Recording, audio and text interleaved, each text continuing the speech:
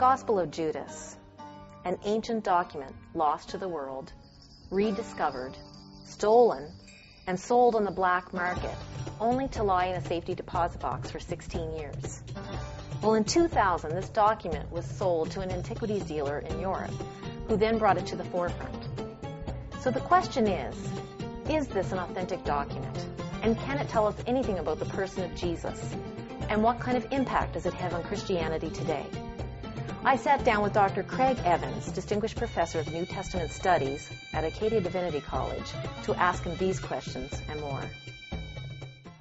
Dr. Evans, last year you were part of the National Geographic Society's Gospel of Judas project. Can you tell us a little bit about the Gospel of Judas? Well, the Gospel of Judas is a real document. It's not a hoax. It's not a forgery. It existed in the 2nd century. We know that because the church father Irenaeus, in one of his writings, refers to it and describes it a little bit. Well, the Gospel of Judas that has been found and published now agrees with his description. So there's no question that's it. Now, what we actually found is one tractate among 4 in an old book that dates to about 320 or 330 A.D., and it's in Coptic translation, not the original Greek. So it is a real gospel, and yes, it is very interesting. Now, it's just one of many that have been found outside of the New Testament, such as the Gospel of Thomas and Gospel of Mary. Are these Gospels important? Should we be taking them seriously? Well, these Gospels are important, and yes, they do deserve careful study. And they do tell us a lot about different ideas in the 2nd and 3rd centuries and later. But they don't tell us about the 1st century historical Jesus and his disciples. So these Gospels that are outside of the New Testament, such as Judas or Thomas or Philip and some of these others, they are interesting, but they don't force us to rewrite the story of Jesus, one might say. They just don't contribute to that. So would you consider them to be equal to the New Testament Gospels in authority and historical value? No, these writings do not rival the authority of the 1st century apostolic Gospels that are in our New Testament, Matthew, Mark, Luke, and John. These other Gospels are interesting, but they're speaking about a later time, different places, far away from Israel, and they have to do with church history, one might say, but they don't have to do with the historical Jesus. Who wrote the New Testament Gospels? Well, the New Testament Gospels are anonymous, but we do have early church tradition that tells us who wrote them. And so 2 of them, Matthew and John, are credited to apostles, and that tradition may well be true. And church tradition tells us that the Gospel of Mark was written by John Mark, who later was associated with Peter. And church tradition also tells us that the Gospel of Luke, as well as the book of Acts, was written by Luke, the physician known to Paul, and in fact who traveled with Paul on some of his missionary journeys. What do some scholars and popular writers do with the apocryphal Gospels? Well, some scholars take the apocryphal Gospels, in my opinion, and give them far too much credit.